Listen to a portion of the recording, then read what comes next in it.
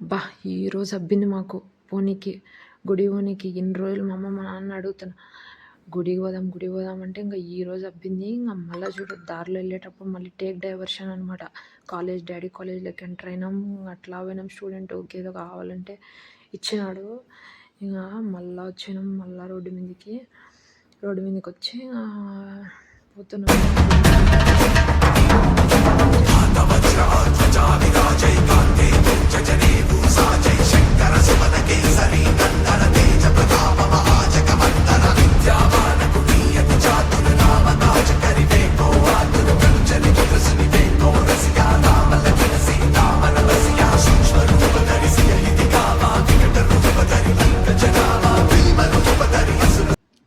ఇలా టెంపుల్ నుంచి రిటర్న్ అయిపోయాం ఇంటికి.